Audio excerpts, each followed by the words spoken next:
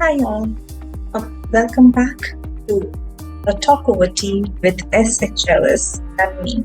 So, looking forward to hearing from all of you on today's topic, which is very relevant to the HR as well as the leaders. So, something which a lot of organizational leaders tell me is a difficult thing for them to do is to gain employees' commitment. I'm not certain if any of you have faced this. If not, let's get prepared for this.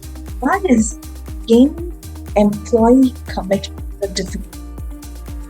So today's topic, which is principles for gaining employee commitment, will enable us to understand two things. One, what is the purpose of employee commitment, and how can we achieve it through 6 simple steps.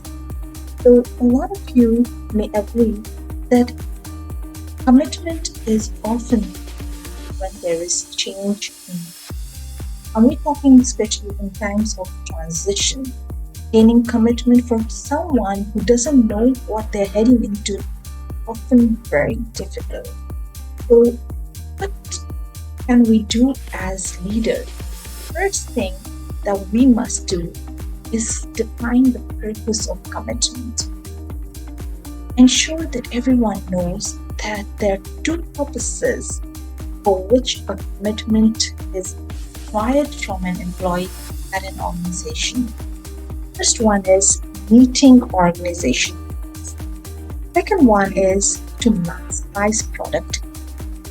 Now, once we've understood this and when our organization is aware of the purpose of commitment, our employees are sure they understand why we're looking out for commitment.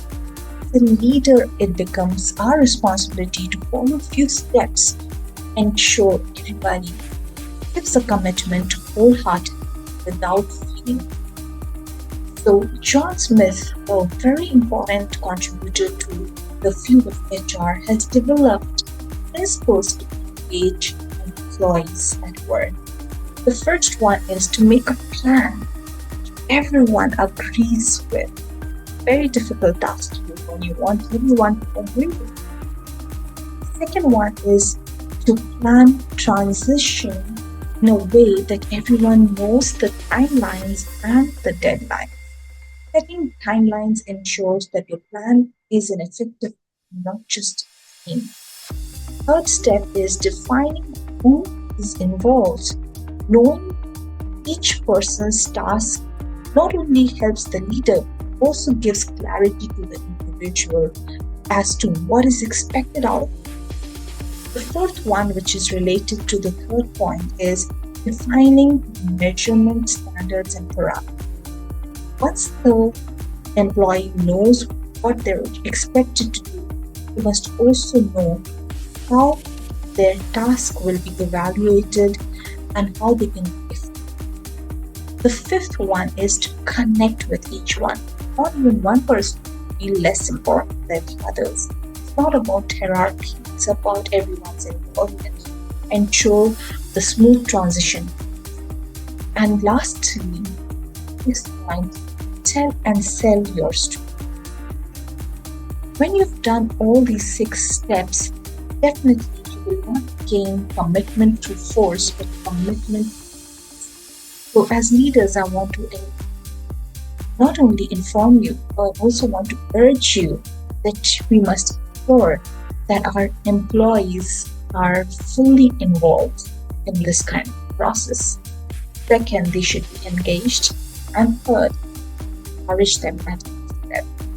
If you found the ideas within these few moments of the presentation effective and useful for your team building, I would love to know from you the challenges from your organization, what is the current situation with your team, and how we can collaborate to work towards your goals and vision to make your teams effective, to ensure that everyone is engaged and committed to the work.